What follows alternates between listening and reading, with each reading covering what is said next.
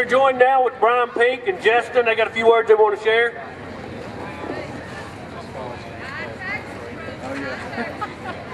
Is there anybody here pissed off that our government just looted us for $12 trillion? Yeah! Anybody? The people of Iran are in the streets by the millions over one election. Where are the people here? Yeah, where they at? At the lake? They're complacent! Yeah. Our Federal Reserve System is a private bank, folks. It's in complete control of our currency. It has nothing whatsoever to do with the federal government. It's just as federal as Federal Express. It says in the Constitution that Congress alone has the power to coin and regulate our currency.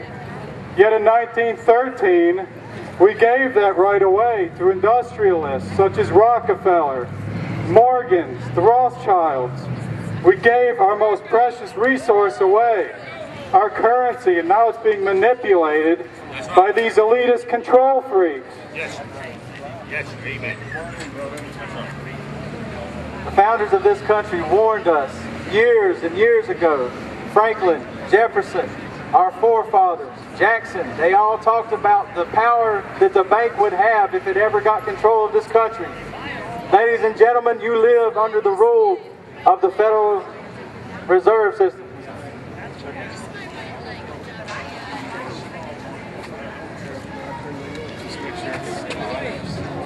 This is a dictatorship ruled by the banks, the banking system. They bought and paid for politicians on the right and the left. The criminals in the district of criminals no longer care what you think.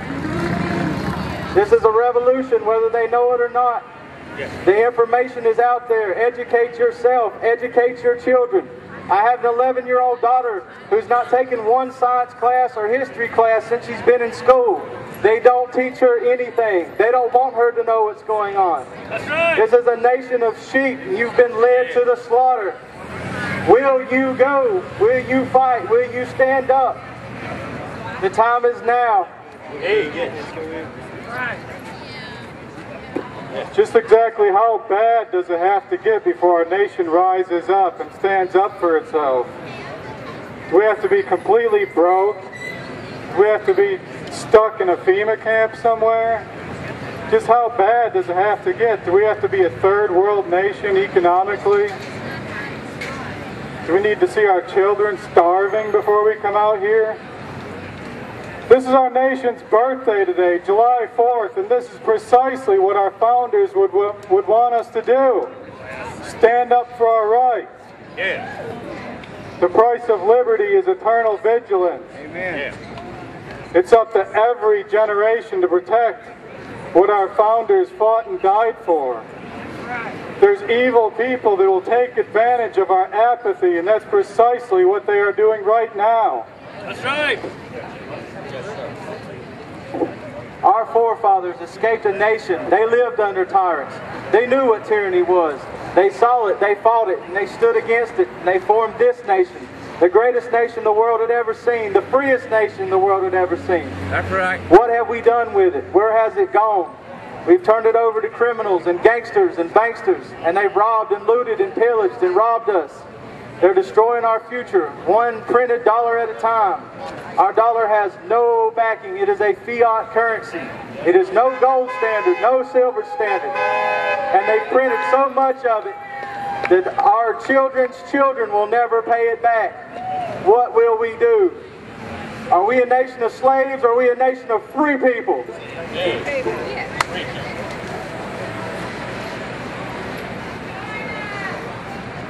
Both parties have completely sold out to the world banking elite, folks. Under W. Obama, it really doesn't matter anymore. Look at what Paulson did. Ex-Goldman Sachs. He left Goldman Sachs with $500 million. It should be no surprise to anybody that that's one of the banks he first bailed out. Can we say conflict of interest? That's right.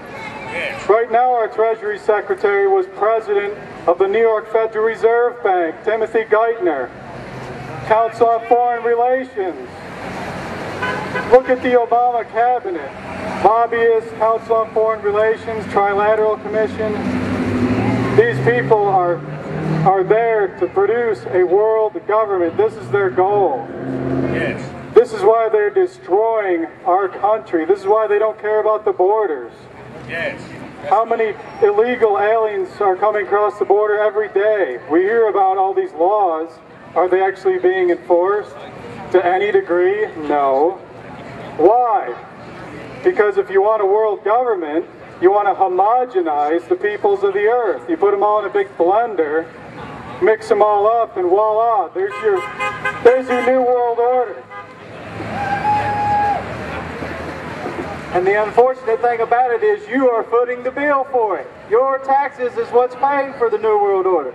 At the G8 summit a couple months ago, the G20, the Prime Minister of France, Israel, Spain, Germany, the Queen's own husband, all called for a New World Order. The Prime Minister of England, this is not a myth. This is a reality. These people are plotting your future. And it starts with the deaths of the people standing out here. The Department of Homeland Security Extremism Lexicon. Google it. Read it. Look at it. It says the protesters, the anti-tax movement, the patriot movement. Your government is calling you terrorists. You are the new terrorists because you are a threat to what they want to do. Knowledge is power, and it always has been, and it always will be.